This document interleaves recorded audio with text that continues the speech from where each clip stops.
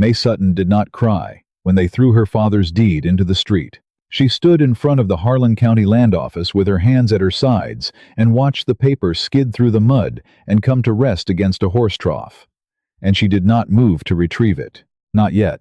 She was counting faces first. Every man on that boardwalk, every woman pretending to arrange her shopping basket. The reverend from the First Methodist Church who had presided over her father's funeral 11 days ago, standing now with his hands folded at his waist and his eyes directed somewhere above and beyond what was happening directly in front of him. 14 people. 14 people who saw Deputy Holt Greer pick up Mae Sutton's deed of title and throw it in the street on behalf of a man named Warren Aldous. And not one of them said a word. Mae had grown up in Copper Falls, New Mexico territory. She had believed until approximately 30 seconds ago that she knew what the town was made of. She understood now that she had been wrong about the material. The trouble had started, the way the worst kinds of trouble always started, with paperwork. Warren Aldous owned the Copper Falls Bank, the Copper Falls Freight Company, and 3 of the 4 water pumping licenses in the Southern Valley. He was 61 years old, heavy through the shoulders, and had the particular quality of stillness that belonged to men who had long ago stopped needing to raise their voices to make things happen.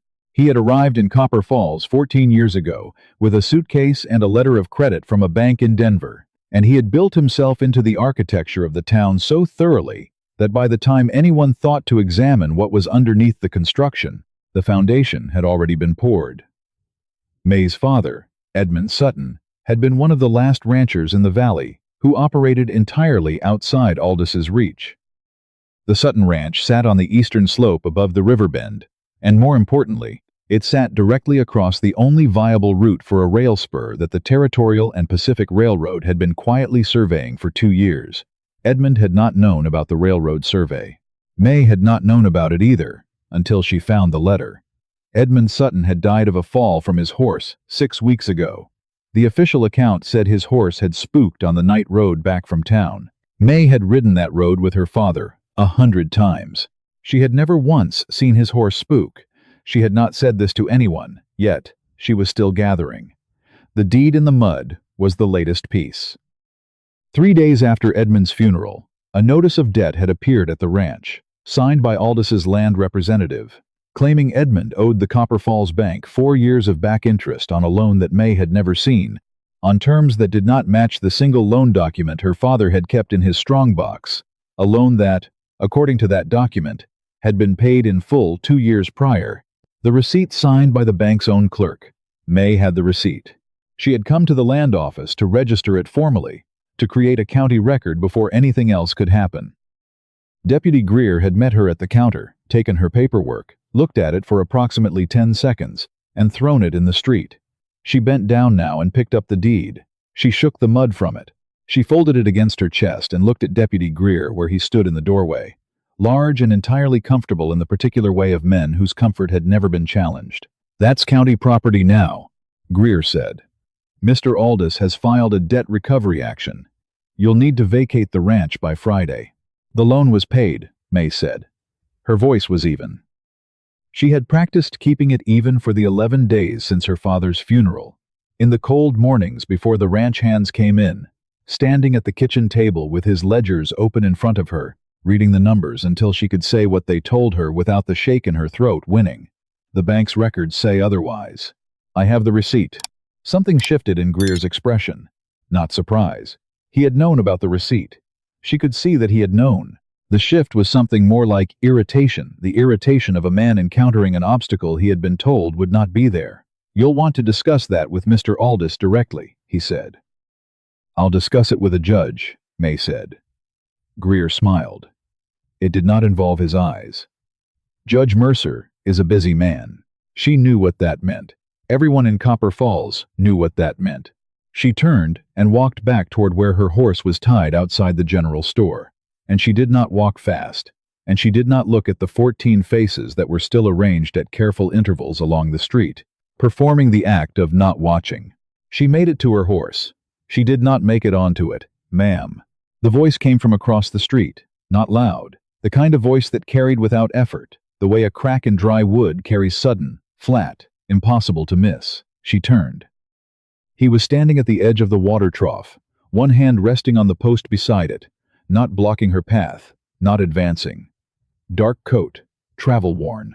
A revolver on his right hip in a holster that had been used enough to take the stiffness out of the leather. A face that was not young and not yet old, somewhere in the territory between the two that was shaped by years rather than time. He was looking at her with an expression she needed a moment to identify, because she was not accustomed to seeing it directed at her in this particular context. He was paying attention. Genuine, undivided attention, the kind that came from someone who had been watching what just happened and had registered every detail of it and was now making a calculation about what to do with what he'd seen. "I saw what they did," he said.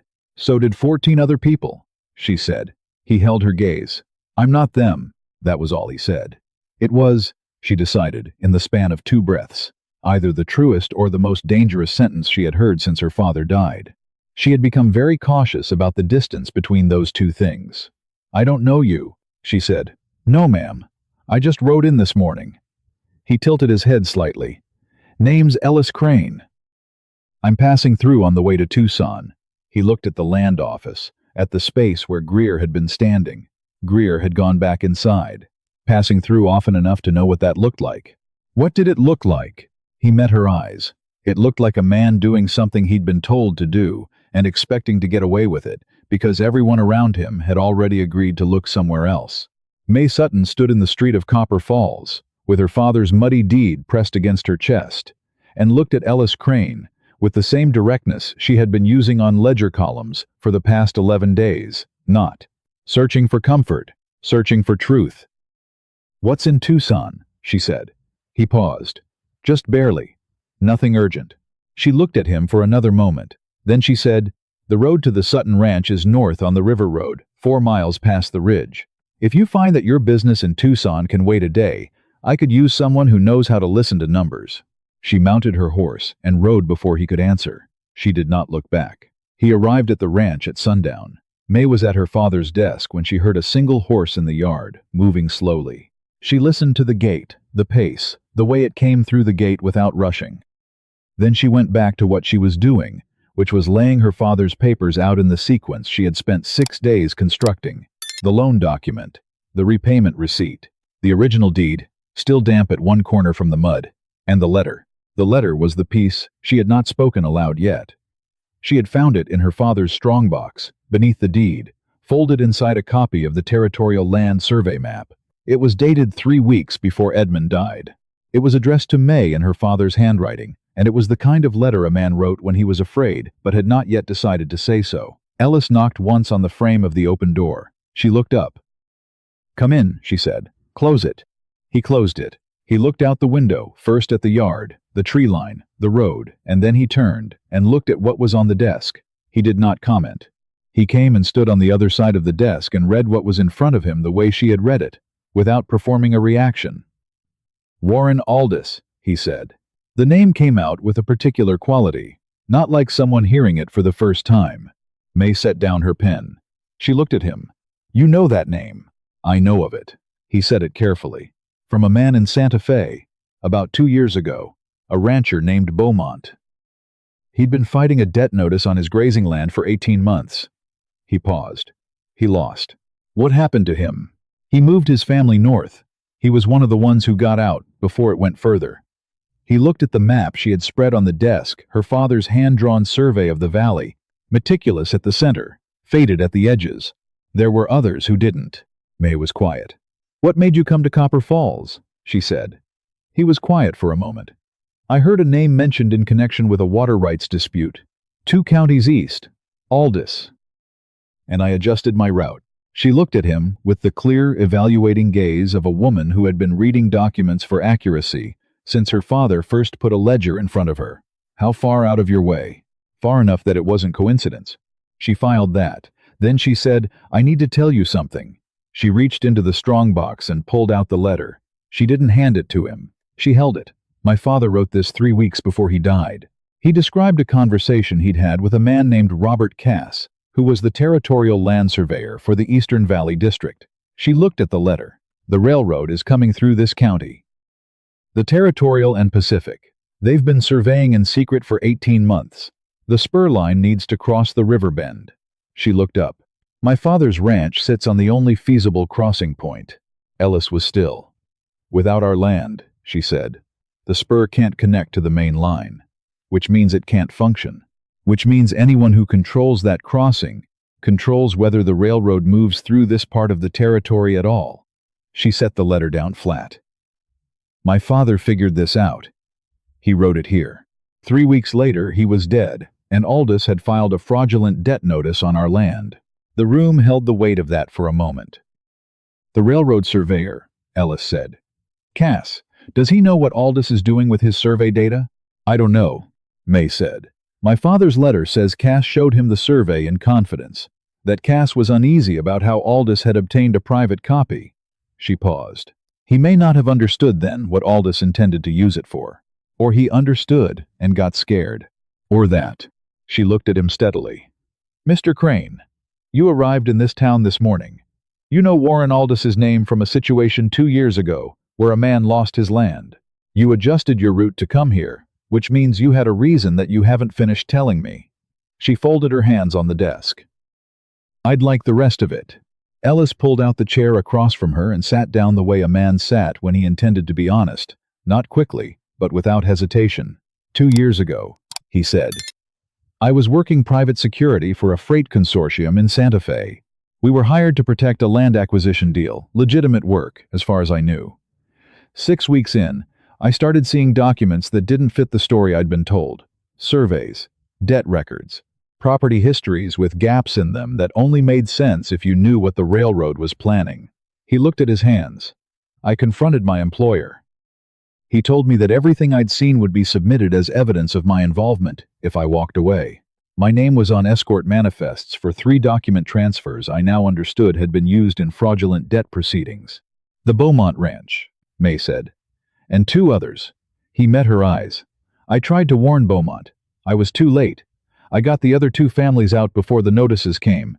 But Beaumont, he stopped. He had a son who went to confront my employer directly, without thinking it through. Another pause. The boy was found on the South Road, reported as a robbery. Mae said nothing. She let the silence be what it was. And the man you were working for? She said carefully. The one who made those threats. His name was Hargrove, Ellis said. And Hargrove worked for Warren Aldous. The lamp between them burned without flickering. Outside, the first sounds of the night, the wind off the ridge, the creak of the porch moved through the quiet. You've been following this for 2 years, Mae said. Collecting it, he said. Every ranch Aldous has taken, every judge and sheriff he's purchased, every document I could trace back to the same pattern. And you didn't use it. I tried. His voice was flat with the particular flatness of a man describing something that had cost him more than he intended to show. 2 attorneys in Santa Fe. The first declined without reason. The second took my money and my documentation and sent me a letter 3 weeks later saying he had a conflict of interest. He looked at the desk. I kept moving. I kept building the case, and I waited for the situation where I wasn't the only one who had something at stake. Mae held his gaze for a long time. You're not the only one now, she said. He said nothing. He didn't need to. Outside, her ranch hand Dolores Vega appeared in the doorway that led to the kitchen, 50 years old, who had worked for Mae Sutton for 15 years, and had stayed on through his death, and through every morning since, without being asked, and without demanding explanation. She looked at Ellis Crane the way she looked at everything unfamiliar, slowly, without expression, reserving judgment until she had sufficient information to form one. Riders on the South Road, Dolores said. 2 of them. Stopped at the gate. Mae stood. How long? 20 minutes, maybe. They're not coming in, just watching. Ellis was already at the window. He looked at the yard, then the road, then back. They're counting who's here, he said. Aldous knows you went to the land office today. He knows you tried to register the receipt. He'll want to know whether you have allies before he decides whether to move on the ranch tonight or wait for the legal mechanism. The debt proceeding, Mae said. How long before he can compel a forced sale? With Judge Mercer? He turned from the window. If Mercer is Aldous's man, Mercer has been ruling in Aldous's favor for 4 years. Dolores said from the doorway, with the flat certainty of someone who had watched it happen and noted each occurrence. Then 3 days, Ellis said. Maybe less if he's feeling bold. He looked at Mae. You need the receipt in front of someone who isn't Mercer before the forced sale can be filed. The nearest impartial court is in Albuquerque, Mae said. Judge Patterson. He's old enough that Aldous hasn't needed to compromise him yet, Ellis said. Or hasn't gotten around to it. She looked at him. You know that. I know how Aldous builds his territory. He works outward from the center. The judges and sheriffs closest to his operations go first. The ones at the edges are the last to fall. He paused. Patterson is on the edge. 3 days to Albuquerque. Round trip a week. Mae shook her head. We don't have a week. She sat back down. She pulled her father's survey map toward her and looked at it with the same focused attention she had been giving it for days, not looking for what was already known, looking for what she had not yet found. There was a woman named Agnes Brill who published the Copper Falls Courier out of a building on the south end of Main Street. She had been publishing it for 12 years. She had printed 3 articles in the past 18 months about county contract irregularities that everyone in town had read and nobody had publicly acknowledged. She had never been shut down. Mae had always assumed that was because Aldous underestimated her. Looking at it now, from the far side of her father's death, she wondered if it was because Aldous was saving that particular move for when it would matter most. Agnes Brill, Mae said. Ellis looked at her. She runs the local paper, Mae said.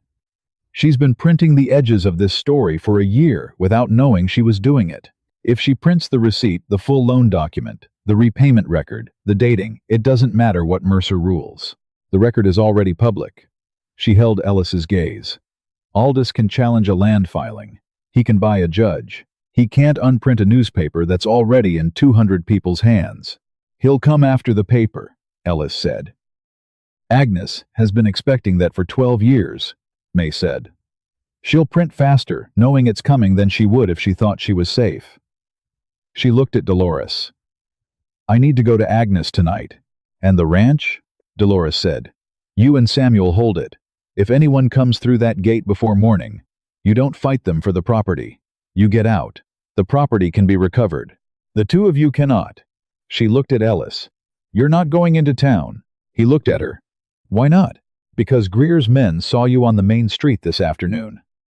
And because if Aldous finds out you're connected to this, he'll immediately use your history with Hargrove to make everything you have look like fabricated retaliation. She held his gaze. Which means you need to stay unknown until the right moment. He was quiet for a moment. I have documentation, he said. 2 years of it. Not just Aldous Hargrove, the Santa Fe Consortium, the Beaumont case, the 2 families I got out. Names, dates, signed witness accounts from those families. Mae went still. You've been carrying this. In my saddlebag, he said. It's safer than any bank in his territory. Something moved through her face, not quite the same as gratitude. Something more complex and more durable. The expression of a woman who had been constructing a case alone for 11 days in the dark and had just discovered the shape of what she'd been missing. That documentation, she said slowly, combined with my father's receipt and the survey letter that isn't a newspaper story. That's a territorial prosecution. She looked at Ellis. That's Aldous not just losing the land proceeding. That's Aldous facing a federal judge. If we can get it to the right hands before Friday, he said, then we need more than Agnes, she said. She looked at her father's letter again, at the name written in his careful hand, Robert Cass, the surveyor, uneasy about how Aldous obtained the private copy. She thought about a man who had shown something in confidence to her father and had been carrying the weight of that decision ever since. I'll go to Agnes tonight, she said. You need to stay here until I know what Agnes is willing to do, and how fast. She started organizing the papers receipt, loan document, her father's letter into a specific order. Not chronological, argumentative. The order a newspaper story needed. Tomorrow I'll tell you about Robert Cass. Why not now? Because tonight, I need Agnes, she said. And Cass is a longer conversation. She looked up. And because I need to know you're still here in the morning before I trust you with the rest of it. He met her eyes. There was a beat of silence in which she recognized the thing she had not acknowledged since he walked into her father's office, that she was building something with a man she had known for 4 hours, and that the building was happening anyway, at the pace the situation required, rather than the pace safety recommended. I'll be here, he said. She believed him. She could not have said precisely why, but she believed him. She rode to town in the dark, keeping to the back country she knew by instinct and years of riding it with her father. She arrived at Agnes Brill's side door at 9:30 and knocked in the pattern her father had used for 20 years. 3 knocks, pause, 2 more. Agnes opened the door in 40 seconds. She was 60 years old, small and precise in her movements, wearing ink-stained reading spectacles pushed up on her forehead. She looked at Mae, then at the papers in Mae's hands, then back at Mae. "You look like your father when he'd made up his mind about something," Agnes said. "He made up his mind," Mae said. "He just ran out of time." Agnes stepped back and let her in. They worked for 2 hours. Mae laid out the documents in the order she had constructed, and Agnes read each piece with the focused speed of a woman who had been reading under deadline for 12 years. When she got to the loan receipt, the original, signed, dated, bearing the bank clerk's own countersignature, she held it to the lamp for a long time. "This is genuine," Agnes said. "Yes." And the debt notice Aldous filed. References a loan with different terms, a different interest schedule, and a balance that was cleared 2 years ago. Mae pointed to the specific line. He didn't just file a false notice. He fabricated an entirely different version of the original loan. Agnes set the receipt down. She picked up the letter. She read it twice. "Your father knew about the railroad," she said, 3 weeks before he died. Agnes was quiet. She looked at the papers with the expression of a woman who had been circling a story for a year without knowing what was at its center, and had just found the center, and was calculating what it cost to walk into it directly. "If I print this," she said, "I need it to reach beyond Copper Falls. One paper alone, he'll shut me down in 48 hours and the story dies with the press." "How many papers in the territory aren't compromised?" Mae said. "4 that I trust. Albuquerque, Las Cruces, Santa Fe, Taos. Can you send copies tonight?" Agnes looked at the lamp, at the press behind her in the back room. At Mae. "I can start setting type in an hour," she said. "By morning I can have 50 copies.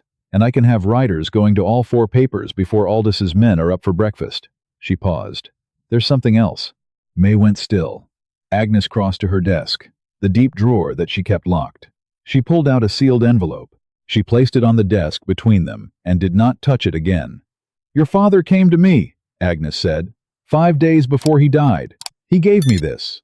She looked at the envelope. "He said if anything happened to him, and if you came to me with the receipt, he said if both things were true, I should give you this, and you would know what to do with it." Mae's hand moved before she decided to move it. She opened the envelope at Agnes's desk, and Agnes turned away to give her the privacy of it, without making a performance of turning away. Inside was a single page in her father's handwriting. A witness account, signed and dated by 2 names, Agnes Brill, and a woman named Carolina Reyes, who was the Sutton family's nearest neighbor, and had known Edmund since before Mae was born. The account described a conversation Edmund had conducted with Robert Cass at the land survey office in the county seat 6 days before Edmund died. A conversation in which Cass had shown Edmund, in strict confidence, an acquisition map that had been filed under private seal by Aldis's land representative. The map showed the rail spur route. It showed every property along the route. Properties already acquired or controlled were marked in solid lines. Properties still to be taken were marked in dotted lines. The Sutton Ranch was marked with a dotted line.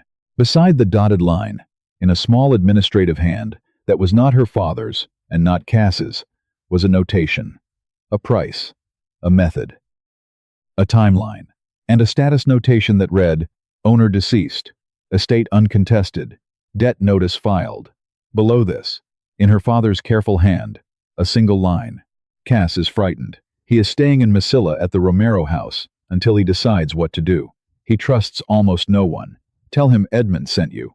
Mae sat with the page in her hands and let the information settle through her, the way cold water settled through everything it touched, reaching the lowest places first.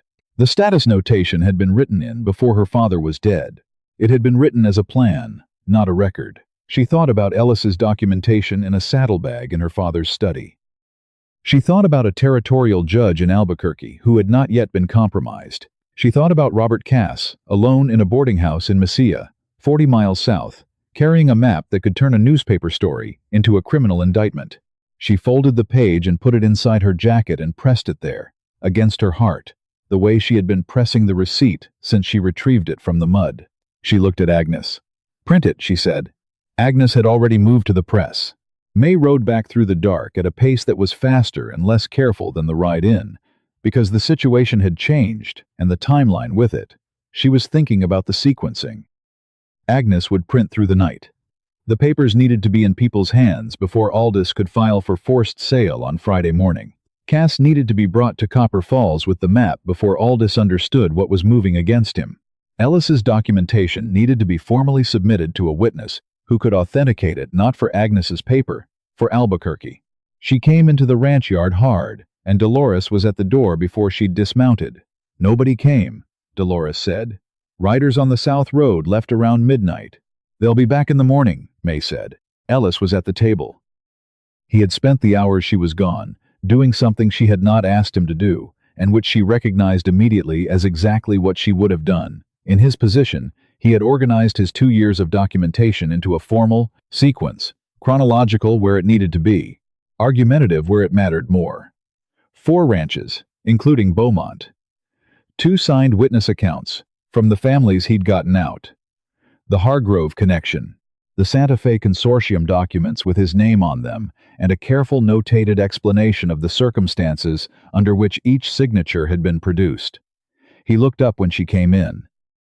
He read her face the way she was beginning to understand. He read everything, not performing assessment, simply receiving information. She sat down across from him. She took out her father's page and laid it on the table between them. He read it. He read it the way he read everything fully, without rushing. When he finished, he folded it on its existing creases and put it back on the table. "Robert Cass has the original map," he said. "Yes. And the map shows the acquisition notation dated before your father died." "Yes." He was quiet for a moment. "That map in a federal court in Albuquerque," he said slowly, "with Cass's testimony and my documentation of the broader pattern. Aldous doesn't recover from that," Mae said. "Not legally. Not in this territory. Someone needs to go to Mesilla." "I can't go," she said. "Agnes needs me here. When the papers are ready to confirm the documentation, if anyone challenges them. And I'm the most visible person in this situation. Aldous' men will follow me the moment I leave." She held his gaze. "Cass won't go with a stranger. But my father's letter describes his location and says to tell him Edmund sent you. If you read this letter and know what it says, he doesn't need to know I'm a stranger," Ellis said. "He needs to know your father trusted me with the directions." "Yes." A silence. "My name," Ellis said. "If I surface in Mesilla with a connection to your father's estate, Aldous will know I'm not passing through anymore. He'll know why I'm here specifically. And he'll use Hargrove and the Santa Fe documents to make me look like a man with a personal vendetta fabricating a case. He can do that before a Copper Falls judge," Mae said. "He can't do it before Patterson in Albuquerque. Not with what you have." She looked at him steadily. "You know that. You've known it for 2 years. You've been waiting for a situation where the corroboration was strong enough that your name on those consortium documents becomes a detail rather than the story." She paused.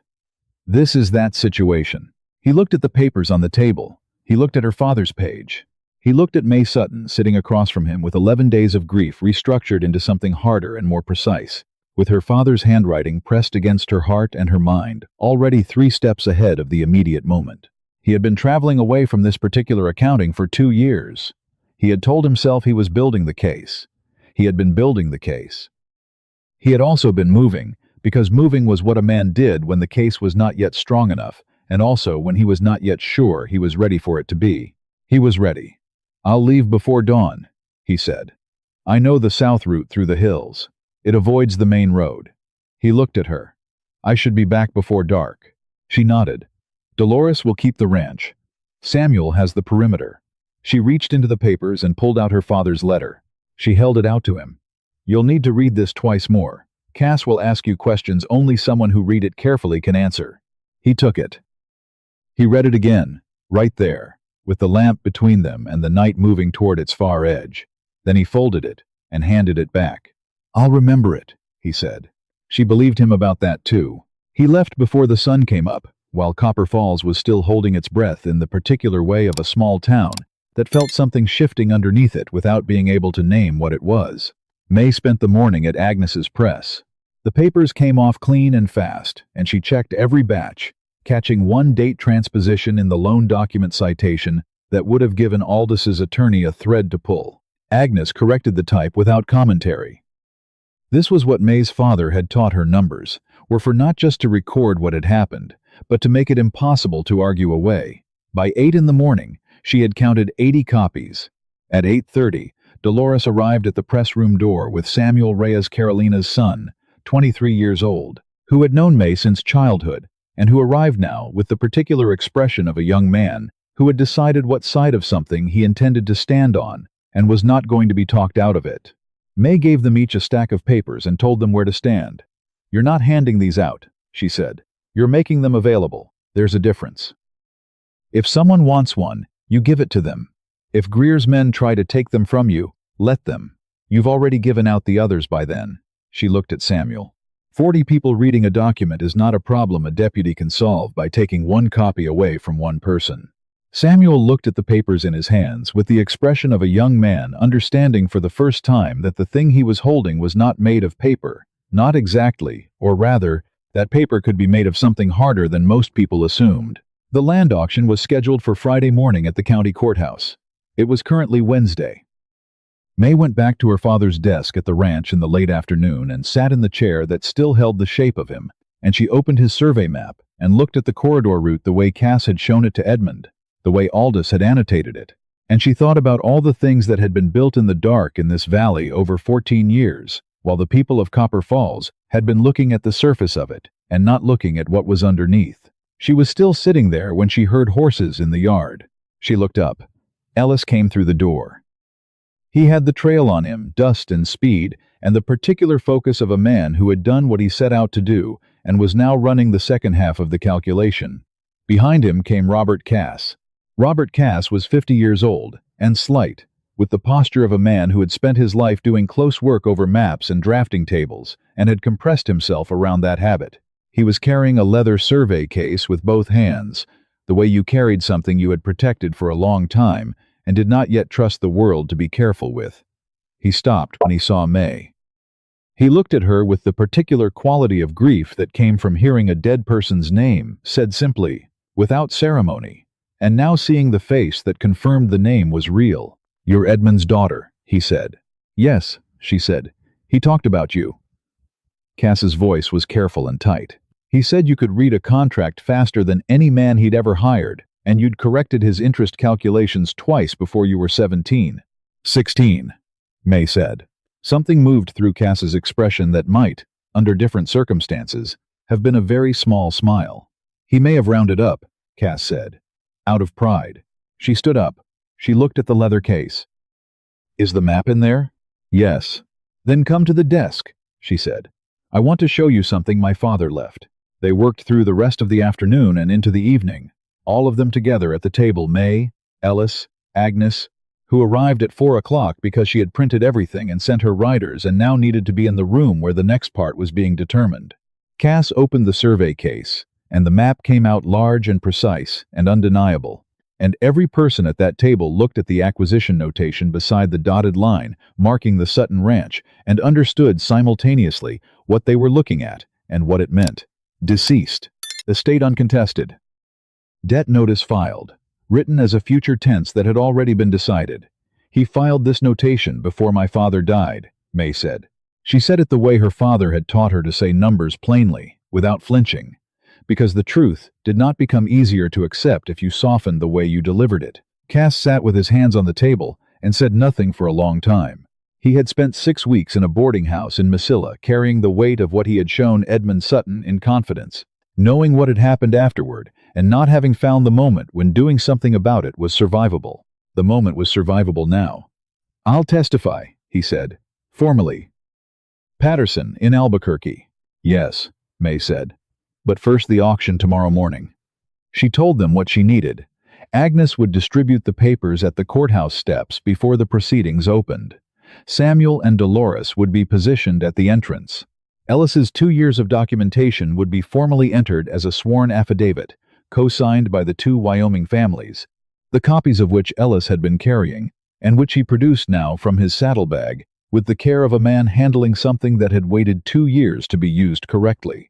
Cass's map would be the final piece held back until the proceeding began, produced in the room, in front of witnesses. "Deputy Greer will be there," Agnes said. "Yes," Mae said. "And so will Sheriff Dunmore." She had been thinking about Dunmore since the beginning. Dunmore was a man who had made accommodations, the way men in bought counties made accommodations, by telling themselves that practical and necessary and right were all the same word. She had watched him across courtroom proceedings for 3 years.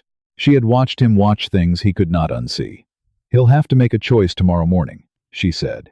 "In public, in front of every rancher and business owner and ordinary person in this valley who walks into that courthouse." "What if he makes the wrong one?" Ellis said. She looked at him.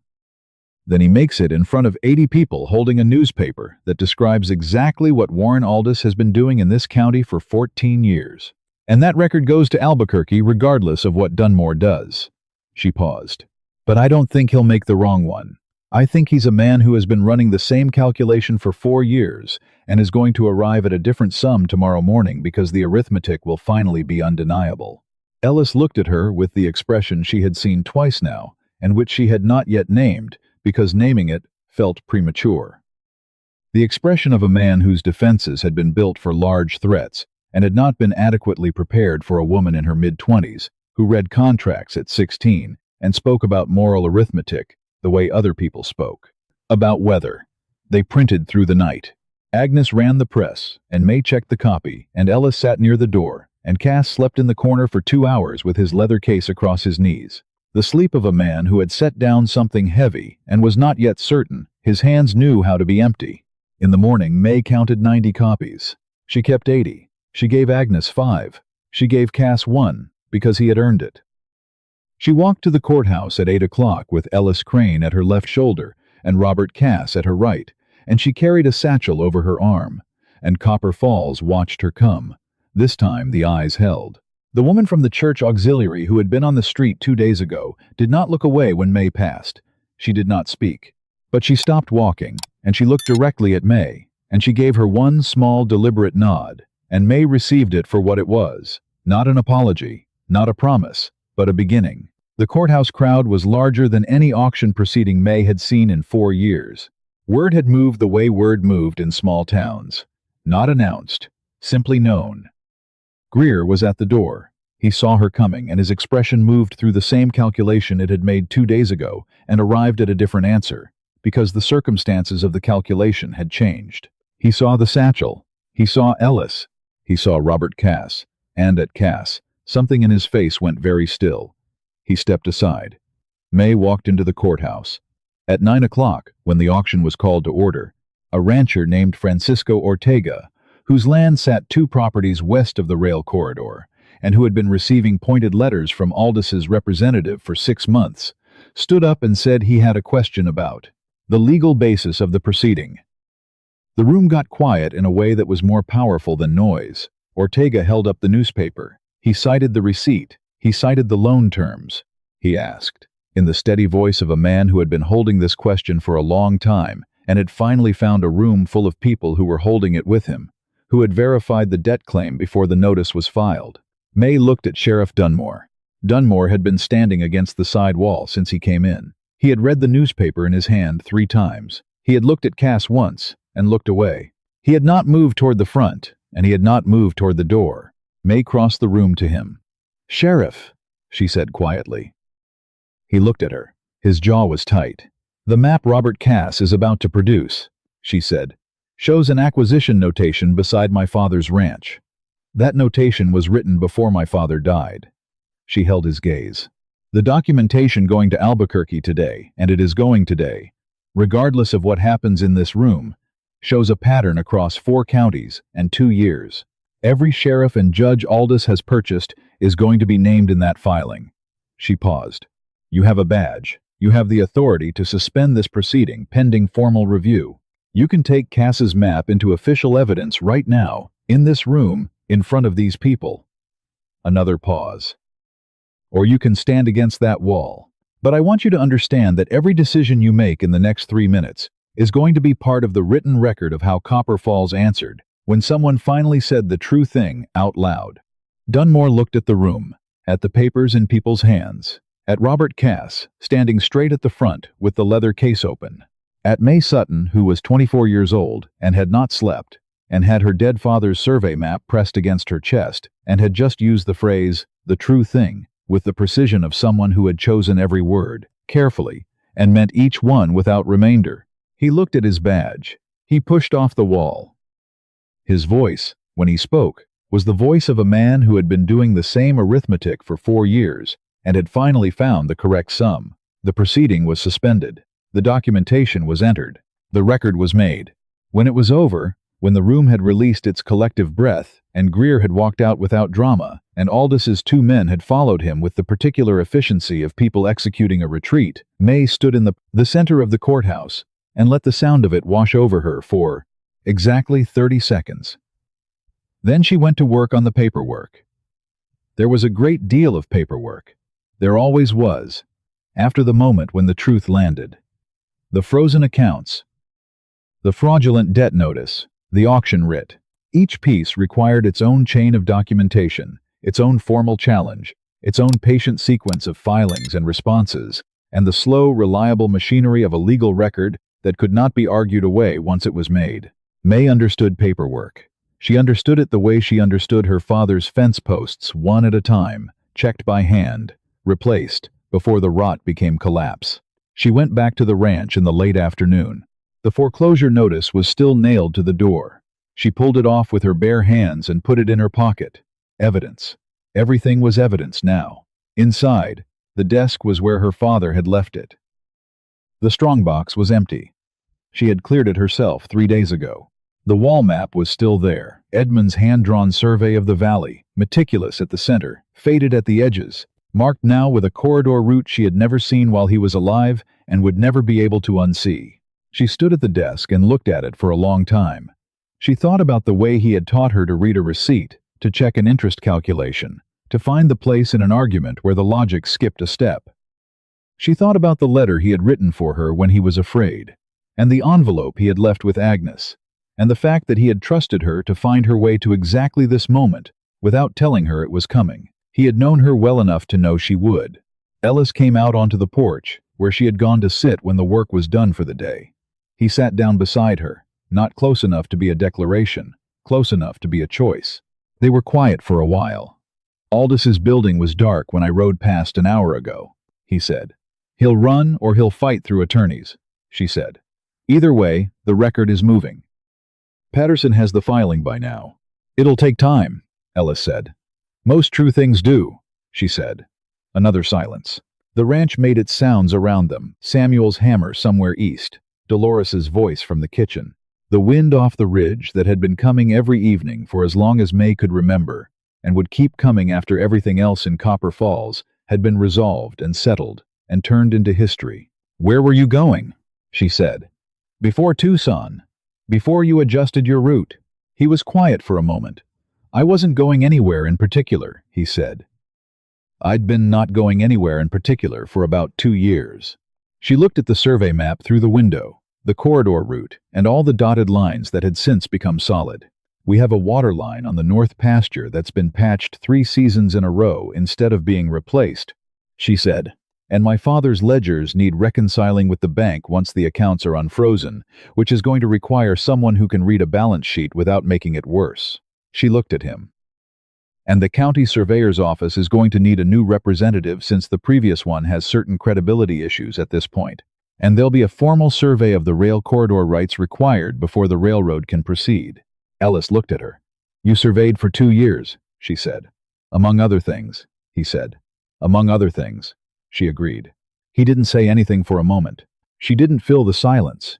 She let it be what it was, the silence of 2 people who had built something precise and consequential under pressure and were now sitting in the quiet of the day after, deciding what to do with what remained. The water line, he said. The water line, she said. I could look at it, he said. I figured you might, she said. Neither of them moved immediately. They sat on the porch steps of the Sutton Ranch as the evening settled in over the eastern valley. And the land around them was the same land. It had always been the land Edmund Sutton had built from scratch, one season at a time. The land Warren Aldous had planned to take with paper and silence, and a notation written in anticipation of a death. The land that had survived because a woman knew how to read a receipt, and a man had stopped moving when everything he had been carrying for 2 years finally found the right place to be set down.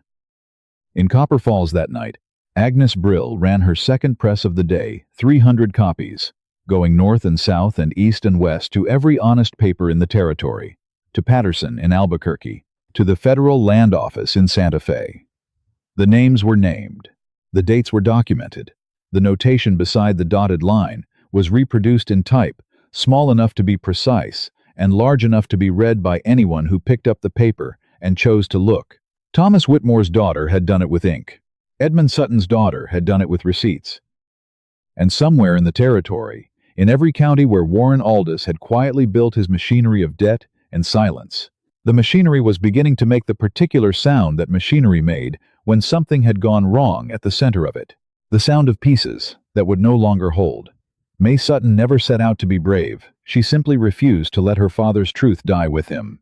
What carried her through wasn't fury or luck, but the patient habit of reading carefully, building piece by piece, and trusting that one honest act, offered at the right moment, could break a silence that fear had held for years. The people waiting to do right only needed someone willing to go first. A small note for you: this story was created and fictionalized by AI, crafted to bring you an entertaining tale while leaving behind something genuinely useful. The reminder that truth, carefully documented and quietly shared, is stronger than any machinery built to silence it.